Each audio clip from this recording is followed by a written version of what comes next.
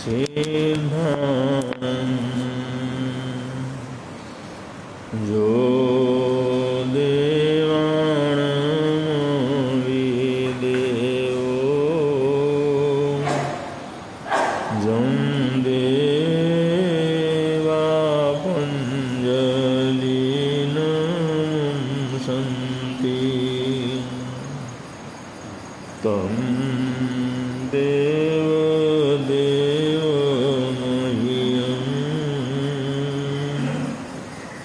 शिरसा वंदे महावीरम्।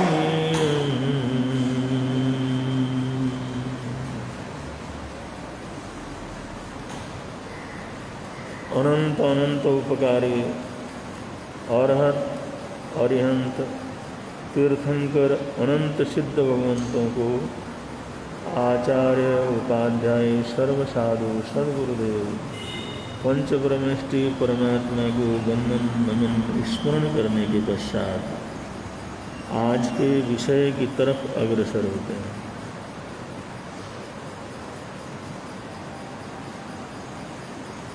आज का विषय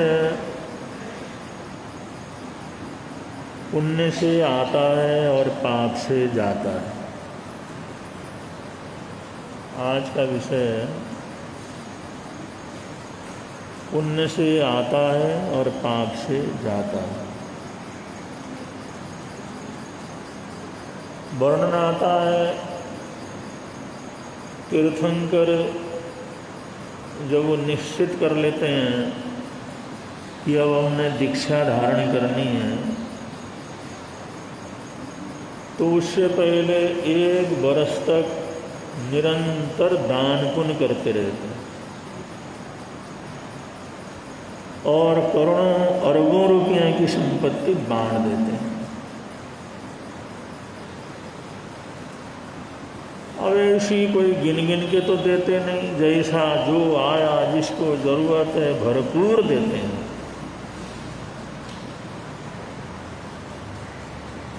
तो हमने गुरुदेव से पूछा कि उस समय छोटे छोटे रजवाड़े तो थे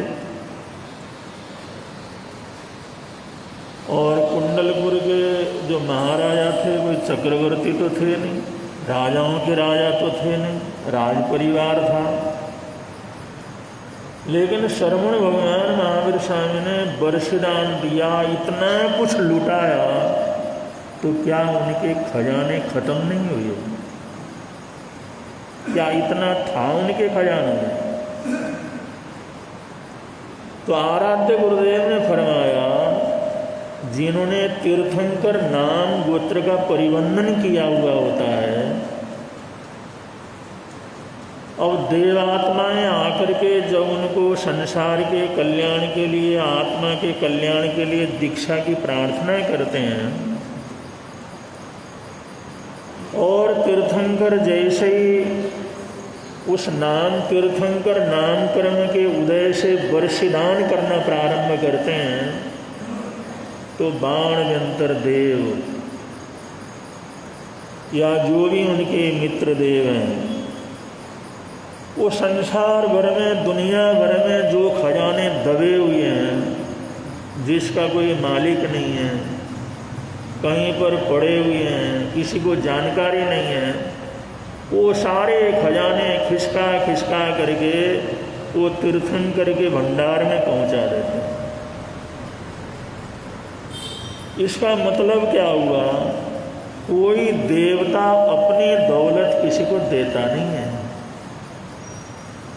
लोग देवताओं के पीछे पड़े रहते हैं, हे भगवान तो ऐसा कर दे, वैसा कर दे, वैसा कर दे। जो लोग तीर्थंकरों को नहीं देते हमारे को क्या देंगे? ऐसा कोई वर्णन नहीं आता। उसने अपने खजाने से ला करके भगवान के खजाने में डाल दिया। इंद्र भी, बाणवंतर देव भी, मित्रदेव भी दुनिया भर के थे, उनके खजाने को तो भर देते थे, लेकिन अपने खजाने से एक सिक्का भी ला करके देते नहीं थे। तो कोई देवता ला करके हमारे को कुछ नहीं देता।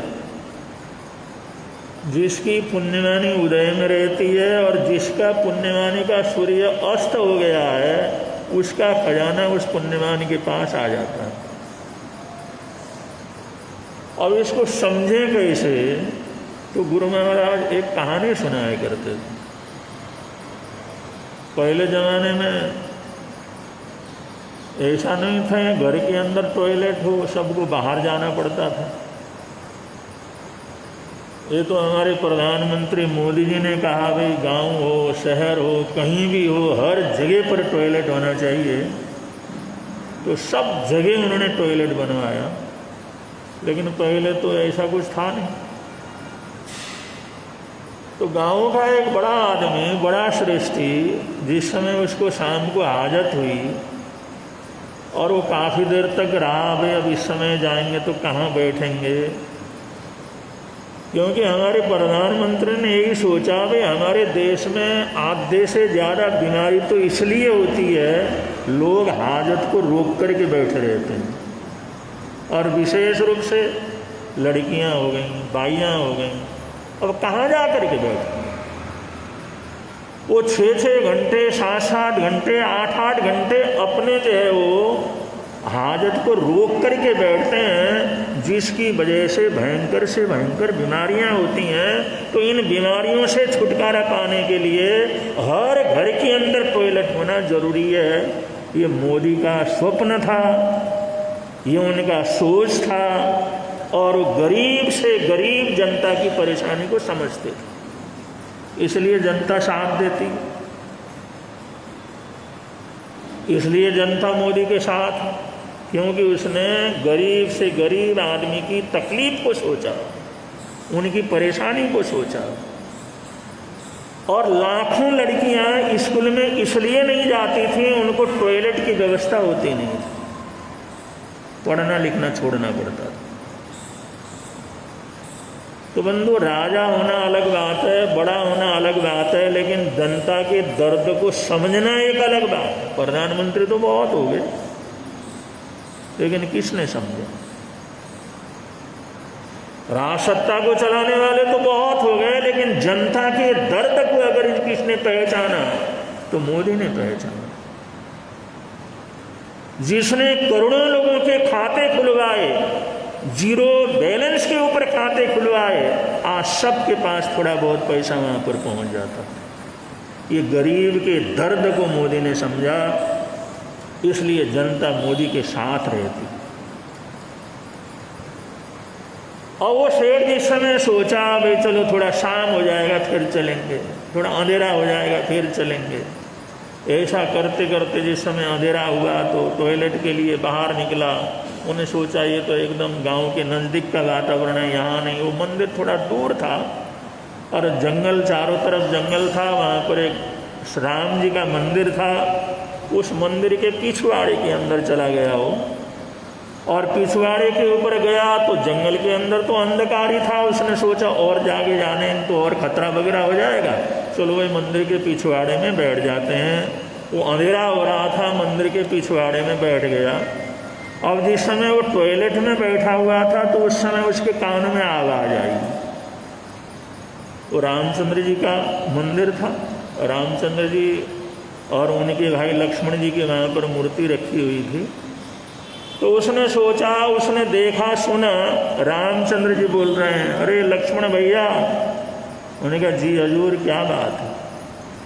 उन्होंने कहा देखो, एक जो पंडित है हमारे मंदिर में रोज आता है और रोज यहाँ पर पूजा करता है, पाठ करता है, रामायण पढ़ता है और हमारा सब जो सेवा करता है, लेकिन आते जाते लोग यहाँ पर कम हैं। उस बेचारे को कोई पैसा तो मिलता नहीं है, इसलिए उसको कुछ न कुछ चढ़ावा अच्छा मिलना चाहिए, उसको जो पैसा मिलना चाहिए। अब जिस समय उन्होंने कहा भाई इतना भगत है, आता है, सर्दी नहीं देखता, गर्मी नहीं देखता, बरसात नहीं देखता, रोज आता है, रोज मंदिर को खोलता है, रोज सेवा करता है, तो कम से कम उसका कुछ न कुछ सहारा तो होना चाहिए, उसको कुछ न कुछ तो दिलाओ। तो लक्ष्मण कहने जी हजूर पहले कहते तो पहले इंतजाम कर देता, अब आपने फरमाया कल ही उसका इंतजाम शुरू कर देता। सेवा ऐसी चीज है, सेवा से हर कोई बस में आता। पशु की सेवा करो, पशु पूछ हिला करके आमने सामने घूमना शुरू कर देता। कुत्ते को रोटी डालो, वो रोज उसका इंतजार करना शुरू कर देता। बड़े बुजुर्गों की सेवा करो, वो आशीर्वाद दे देते हैं। बड़े बुजुर्गों की सेवा करते हैं तो उन्होंने जो अपने रखा हुआ वो भी कहते हैं सब तेरे नाम कर देते हैं। सेवा करने का तो बहुत फल मिलता है। अब जिस समय उसने सोचा, रामचंद्र जी ने कहा और उसको लक्ष्मण जी ने कहा भाई हम पूरा ही कल से उसको कर देंगे, उसको दिलवा देंगे, तो उसने सोचा वहाँ से निमट करके आया तो सही, कल चढ़ावा बहुत ज़बरदस्त होगा वहाँ तो। और जो पंडित जाता है, जो पुजारी जाता है, वो तो मालूमाल हो जाएगा। न कुछ काम करता है, न धंधा करता है, इतना कुछ करते हैं, हमारे को तो कुछ मिलता नहीं, उसको कल बढ़िया वहाँ पर मिलेगा। वो कहते हैं 1500 उसको तो मिलना चाहिए। रामचंद्र ने कहा, लक्ष्मण ने स्वीकार किया तो मिलना तो जरूरी है। वो सारी रात उसको नींद नहीं आई। इसलिए नींद नहीं आई, मेरे को नहीं मिलेगा, उस पड़ोस वाले गांव वाले उस पुजारी को मिल जाएगा। ऐसे उन्हें सोचा करना क्या चाहिए। वो जो है फिर रात को नींद नहीं आई, तो रात को नींद नहीं आई तो उठ करके उस पुजारी के घर में गया। वो दरवाज़ा खटखटाया, उसने देखा ये संपन्न आदमी, ये सेठ किसी की सुनता नहीं, आज हमारे पास कैसे आया। आ करके बड़े नमस्कार किए, बड़ी प्रशंसा की, आप बड़े भगत हैं, आप बहुत अच्छे हैं, आपका चरित्र बहुत अच्छा है, और ये वो सब करने के बाद उन्होंने कहा क्या कहना चाहते हो, क्या बात है, इस समय आने की क्या ज़रूरत है। उन्होंने कहा देखो कल का जो चढ़ावा चढ़ेगा ना वो मेरे को दे देना। कल का चढ़ावा, पुजारी कहने लगा साहब वहाँ चढ़ावा चढ़ता कहाँ है, जाता कौन है मंदिर में। वो इतना दूर है, जंगल के पास है, कोई जाता आता नहीं है, कोई चमत्कार वमत्कार लोगों के पास होता नहीं है। वहाँ तो कभी कभार कोई भूला भटका आया, पैसा 2 पैसा चढ़ा दिया, बात अलग है, और कभी 2 पैसा, कभी 4 पैसा, कभी 5 पैसा, उससे तो मैं अपना गुजारा करता हूँ, तो वो चढ़ावा तुम्हारे को कैसे दे सकता हूँ। उन्होंने कहा वही तो भगवान का प्रसाद समझ करके लेता हूँ, आदि पाठ ले करके गुजारा करता हूँ, और तुम कहते हो वो चढ़ावा भी दे दो, तुम्हारे पास क्या कमी है। उन्होंने कहा नहीं भाई बात बड़ी जो है महत्वपूर्ण है, कल का चढ़ावा बस मेरे को क्या करूँ। उन्होंने कहा नहीं ऐसा नहीं होता, भगवान का प्रसाद है, वो जो भी चढ़ेगा वो उसी से मेरा गुजारा होता है, मैं नहीं दे सकता। उन्होंने कहा ऐसा करो 100 रुपया ले लो, 100 रुपया ले लो, कल का चढ़ावा मेरे को दे दो। सोचने लगा ये आदमी 1 पैसा खर्चा नहीं करता, चढ़ावे के लिए 100 रुपया देने के लिए तैयार हो गए, इसका मतलब कोई ना कोई दाल में काला जरूर है। उन्होंने कहा देखो भाई मैं तो किसी भी कीमत के ऊपर देने वाला नहीं, चढ़ावा चढ़ावा है, प्रसाद है, मैं उसको कभी बेचता नहीं। उन्होंने कहा 200 ले ले, 400 ले ले, 500 ले ले, लेकिन चढ़ावा पैर हाथ पैर जोड़ करके उसको तैयार किया, 500 रख लो, लेकिन ये चढ़ावा कल का चढ़ावा मेरे को दे। उसको पता था 1000-1200 का चढ़ाना चढ़ने वाला है, 500 ले लिए तो 500-700 तो अपने पास ही है।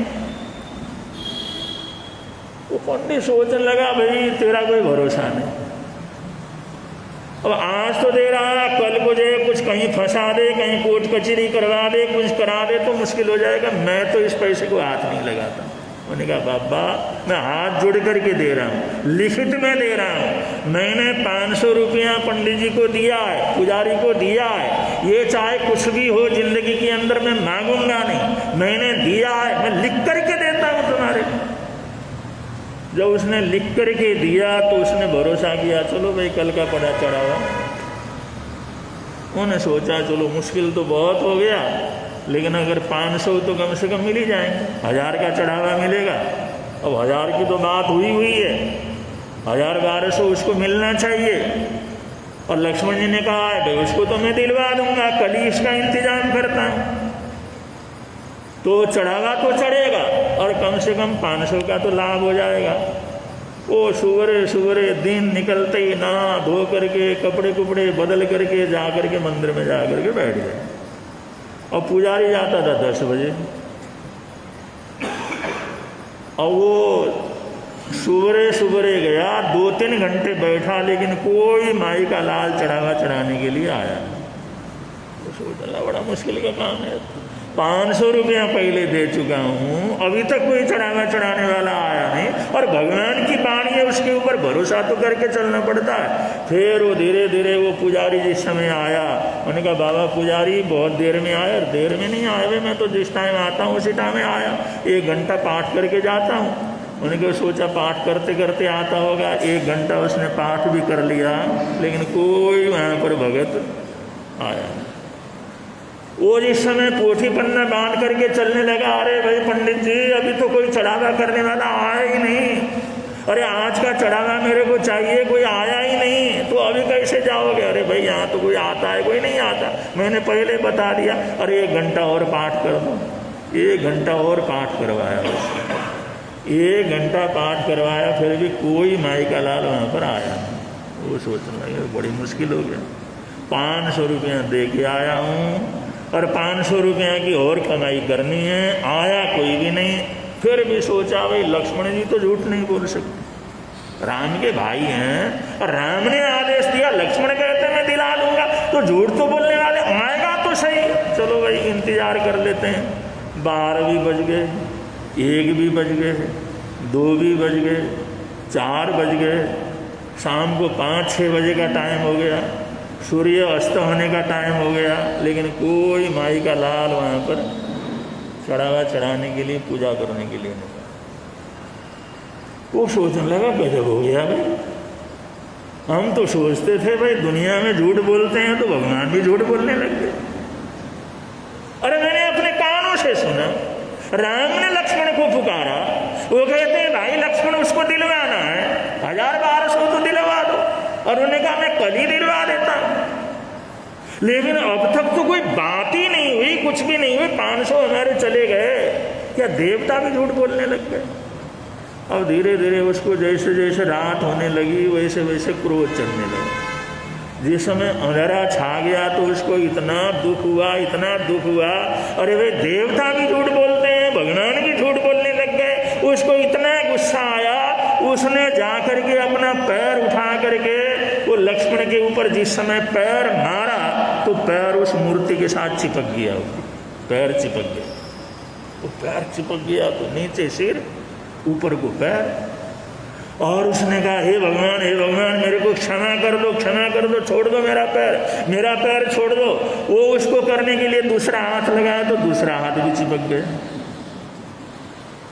उन्होंने कहा हे भगवान मुझे पता नहीं था, आप बिल्कुल प्रत्यक्ष है, बिल्कुल हैं, आप जो सुन रहे हैं सारी बात, मैं तो वैसे गुस्सा किया, छोड़ दो। उसने दूसरा हाथ फिर लगाया छुड़वाने के लिए, वो भी चिपक गया। अब आवाज कुछ भी नहीं आया, पैर भी चिपका हुआ, हाथ भी चिपक गए। उसने सोचा एक बार जोर मार के चलता हूँ, दूसरा पैर लगा करके जोर मारने लगा तो वो पैर भी चिपक गए और हाथ चिपक गए, पैर चिपक गए, कद्दू की तरह मूर्ति के सामने लटक गया। वो बड़ा परेशान, बड़ा दुखी है, भगवान ये क्या बात हो गई, ये तो बड़ी मुसीबत हो गई। घर वालों को पता नहीं, सुबह से खाया पिया नहीं, पानी तक पिया नहीं। वो 1000 के चक्कर में 500 पहले दे आया, फिर हाथ पैर सारे यहाँ बंध गए। अब क्या होना, हे भगवान कुछ तो बतलाओ, अरे कब मेरी मुक्ति करोगे, क्या करोगे, कब ये हाथ पैर छुड़ेंगे या ऐसा ही मर जाऊंगा। वो प्रार्थना करता रहा। ठीक 12 बजे के समय, रात को 12 बजे आवाज आई, राम की मूर्ति से आवाज आई, लक्ष्मण। उन्होंने कहा जी हजूर, अरे कल मैंने कहा था वो जो आया वो हमारा भगत है, उसको कुछ दिलवा देना, 1000-1200 तो उसको दिलवा देना, इतनी सेवा करता है, इतना पूजा करता है। हाँ हजूर आपका ही काम कर रहा हूँ। ये आदमी से, इस बनिए से 500 रुपया तो मैंने कल दिलवा ली, और 500 रुपया के लिए हाथ पैर सब पकड़ करके बैठा हुआ, जब तक वो नहीं देगा तब तक इसको छोड़ने वाला नहीं। उन्होंने सोचा ले भाई, मैं तो सोच रहा था 1000 का लाभ होगा, ये तो मेरे से ही दिलवाने के चक्कर में। ये तो मेरे से ही दिलवाने के चक्कर में। मैंने कहा हे भगवान आप छोड़ दो, मैं दे दूंगा, लेकिन हाथ पैर छूटे नहीं, छूटे नहीं। सुबह सारी रात बेचारा लटका रह गया। सुबह हुआ कोई आता जाता तो था नहीं, और एक आदमी जिस समय वहाँ पर नमस्कार करने के लिए आया तो देखा भी एक आदमी मूर्ति में लटका हुआ है। वो भागा वहाँ से, उसने आवाज़ लगे, अरे भाई बात सुन, अरे बात सुन, मैं गाँव का ही आदमी हूँ, बात सुन, डर नहीं, बात सुन, बात सुन मेरी। चिल्लाने लगा तो धीरे धीरे वो डरते डरते गया। उन्होंने कहा ये क्या हुआ, कैसे लटके पड़े हो यहाँ पर? उन्होंने कहा भाई बात सुन, तो हमारे घर में जाना जा और घर जा करके मेरे को बेटे को बतला दे, उस बेटे को कह दे भाई 500 रुपया लेकर के तुम मंदिर चले जाओ। उन्होंने कहा बाबा मैं सुबह सुबह सूचना देने नहीं जाऊँगा, तुम इतने लोभी हो, तुम्हारा बेटा वैसा ही लोभी है, और ये 500 रुपया की बात करूँगा तो तुम्हारा बेटा पता नहीं क्या कुछ करेगा, इसलिए मैं तो क्या करता। अरे भाई, अरे हमारे, मैं बताता हूँ ना जा, अरे चलो तू नहीं जाता, वो पंडित को क्या करते बुला दे, किसी तरह उस पंडित को बुला दे, वो पुजारी को बुला दे, वो मैं बुला दूंगा।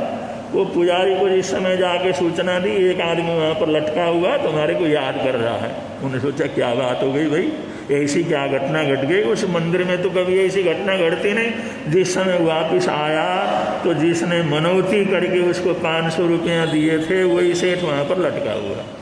उन्होंने सोचा सेठ साहब ये क्या हुआ? अरे क्या होना भाई, होना कुछ नहीं, तुम यहाँ से फटाफट चल करके हमारे घर जाओ, मेरे बेटे को उठाओ, भी बहुत देर में उठता है, उसको कहो 500 रुपया लेकर के तुम मंदिर में आ जाओ। उसको कह रहे भाई ये तो मैं कर नहीं सकता। मैंने कहा मैं हाथ जोड़ता हूँ, पैर पड़ता हूँ, जा करके तुम ऐसा क्या करो करो। और उसका हालात देख करके वो गया और जा करके उसके घर में सूचना वगैरह दी। वो पंडिताइन थी, पुजारन, उसको कहा भाई तुम्हारे पतिदेव वहाँ पर ऐसी हालत है। उन्होंने बोला है 500 रुपया लेकर के, और बेटा तो आया नहीं, और बेटे के साथ उसकी माँ दोनों 500 रुपया लेकर के वहाँ पर आए। हालात जिस समय देखा वो भी परेशान हो गए, क्या हुआ क्या नहीं हुआ, कैसे चिपक गए, ये क्या हुआ। उन्होंने कहा हाथ जोड़ करके पंडित जी को 500 रुपया भेंट करो, हाथ जोड़ करके भेंट करो इनको। वो पंडित कहता मैं तो नहीं लेता, मैं नहीं लेता भाई, ये मुसीबत क्या है, तू यहाँ लटका हुआ है, सारी रात लटका हुआ, ये क्या तमाशा है, मैं नहीं लेता। उन्होंने कहा भाई 100 रुपया और इसको दे दो। अरे पंडित जी ले लो इसको, वरना हमारी जिंदगी बर्बाद हो जाएगी। और उसके बेटे को भी कहा अरे खुशामद करके दे दो इनको, जब तक ये नहीं लेंगे तब तक हमारे को ये भगवान छोड़ेंगे नहीं, ये हमारे हाथ पैर यहाँ से निकलेंगे नहीं। और फिर भी वो मना करता रहा तो उसकी पत्नी ने फिर 200 रुपया और निकाले। भाई पंडित जी हम हाथ जोड़ते हैं, तुम ये पैसे ले लो और हमारे को मुक्त करो। उन्होंने कहा अरे बाद में तुम कहीं फंसाओगे, कुछ करोगे, अरे लिख करके देते हैं, मर जाएंगे लेकिन कभी मांगेंगे नहीं। बहुत मुश्किल करके जो 500 तो पहले देने थे, 100-200 और उसमें डाल करके वो 700 बना करके उनके चरणों में रखे। उसने जिस समय उठाया तो उसके हाथ पैर क्या हो गए, उसके हाथ पैर छूट गए।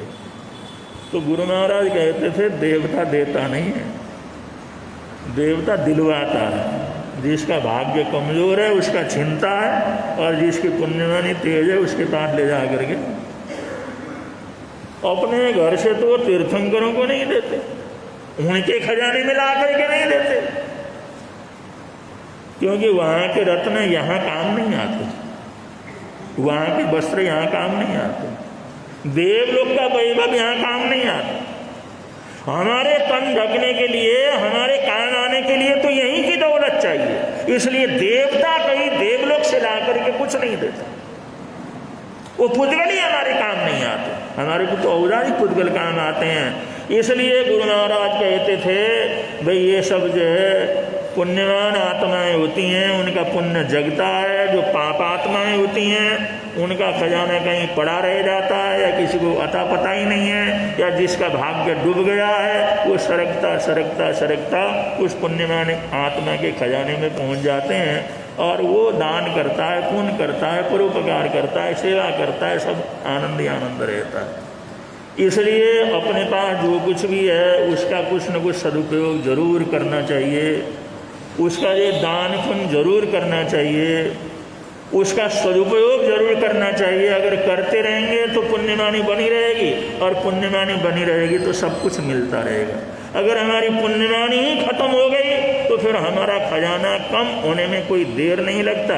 जरा सी कोई बात हो गई, जरा सा दर्द हो गया, अगर जरा सा हाथ के ऊपर तकलीफ हो गई, लोग कहते हैं लाओ ले जाओ भाई डॉक्टर के पास ले जाओ, दिखाओ क्या बात है। वो कहते हैं इनका तो जो है वो बोलो ऐसा हो गया है, फलाना हो गया, ऑपरेशन करना पड़ेगा, 1,00,000 2 लाख रुपए इसके अंदर लगेंगे। अरे जरा सा ही तो दर्द हुआ था, 1,00,000 2 लाख कैसे लगेंगे? अरे भाई ये तो सब लग जाता है। ओ 1,00,000 2 लाख 4 लाख 5 लाख रुपया देखते देखते खत्म हो जाता है। और रामदेव जी कहते हैं अरे कम से कम प्राणायाम करो रोज, श्वास ऊपर लो नीचे लो, ऊपर लो नीचे लो, प्राणायाम करो तो तुम्हारा ब्लॉकेज भी नहीं होगा। करते रहोगे तो खुल जाएगा। उसके ऊपर लोग भरोसा नहीं करते। आज दुनिया के अनार्य कहलाने वाले करोड़ों लोग योगा के ऊपर अटूट विश्वास करते हैं। वो लोग रोज सुबह उठ करके योगा करते हैं, लेकिन हमारे देश में सोचते हैं क्या योगा करना, क्या सुबह सुबह उठना, क्या प्राणायाम करना। लेकिन डॉक्टर जब कहता है वे 5 लाख 7 लाख इसमें लगेंगे, वो आराम से चुपचाप पहले जमा करवा देते हैं। तो पैसा जाने में क्या देर,